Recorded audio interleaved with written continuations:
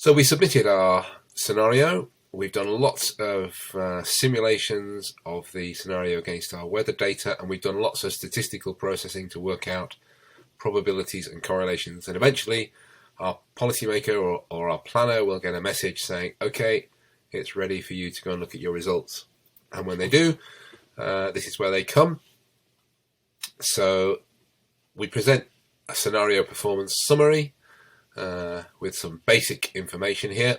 So in this particular scenario, we had 125 megawatts of capacity, 13 installations, and we've simulated against 10 simulated weather years. First question is, how much energy does my scenario actually generate in a year from renewable sources? So we have a little box here which provides an answer to that question. Now you will see some orange bars in the high-level summaries. You don't see them on the printouts that I'm going to send you, but in the application you see results presented against an orange bar. And the idea behind that is that we present quantities at different levels of certainty. So you may have heard of things like P10s and P90s and P50s.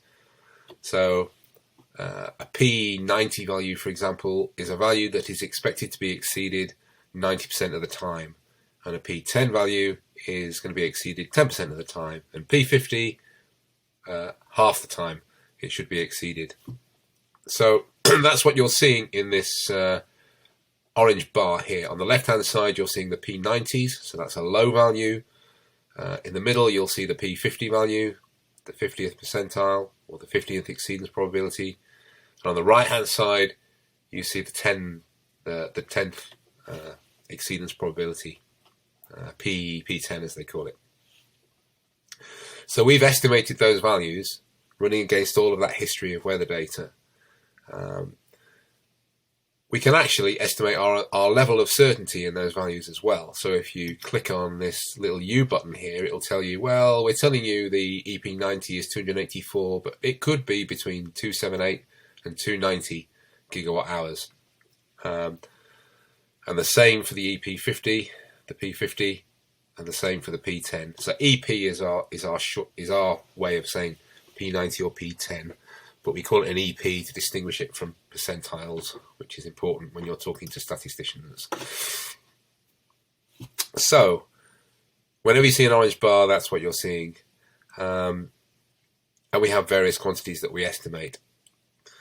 Now, depending on your appetite for risk, you may want to choose the 284 value, because let's say you're a banker wanting to lend money to a project. You're going to want to be sure that you get your money back, and therefore you're going to plan on the basis that you're going to use a P90 value. It's going to be exceeded 90% of the time. They're not going to default on my deal or on my loan. But if you're an entrepreneur, you might be more interested in saying, well, what's the upside? What's the good that could happen? Maybe the 293 there, or maybe the 301. So we're presenting the information so that you can choose your level of risk. And we have lots of small print in here to describe the basis and the background to these figures, but I'm not going to worry about that too much now. So the next question might be, does on-grid RE generation ever exceed load?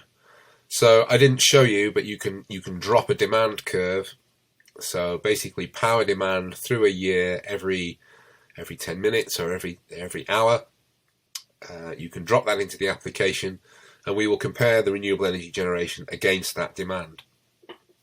Basically, we're looking to see if at any point we're getting close to the demand, or if we're ever going to exceed it, because this is obviously important from the point of view of system flexibility. So again, we have our P90s and our P10s and our P50s in the middle. In this case, we have a small, I think there is a small amount of curtailment in here, not very much. Actually, no, there isn't. Tell a lie. There's no curtailment, but we're providing about 10% of our grid-connected load from VRE. Now, the Institute for the International Energy Association, also called the IEA. We are the IEA, but there is another IEA, which is the International Energy Association. and they have a categorization of the different levels of power flexibility that are needed, and they think in terms of phases, and there is no hard and fast rule about this, but the greater your penetration of renewables, the further up this staircase you move. So if you have between 0 to 3% renewable generation, then you're in phase 1 and there's no noticeable impact to the system operator. 3 to 13, the system operator is going to need to know and plan around the generation that's occurring. And as you go up this stage with higher and higher penetrations, then there are more and more profound implications for the systems operator and the amount of power systems flexibility that's needed. We'll talk more about this in our discussion. But we are telling you here that this scenario is in phase 2, so likely to have a minor to moderate impact on operation. There are going to be some additional costs, probably not too many. The costs go up as your penetration of renewables goes up. Let's say in this example we were trying to achieve 10% renewables. Have we achieved it? Actually, in this case we have. So the renewable energy penetration in this example is 10.4% against a target of 10, so we're happy on that front. And we also have a way of generating metrics about fuel consumption or avoided fuel consumption and avoided cost of fuel and avoided CO2 emissions.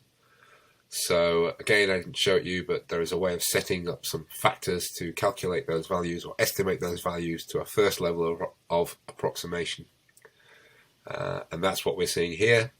So in this scenario, renewables is offsetting 61 kilotons of fuel, 18.5 million US dollars, and it's avoiding 280 kilotons of CO2 per annum. So the $18.5 million, that's very significant for our island economy. If the cost of fuel fluctuates, it can very rapidly create problems, economic problems. So that's the main motivation for our islands in wanting to implement renewable energies. I'm not going to show you all the summaries in here, but we can also look at a summary by installation. So if you remember, we had all those markers on the map. For each marker on the map, we can look at some results. We can look at it in this nice sort of orange format if you wish.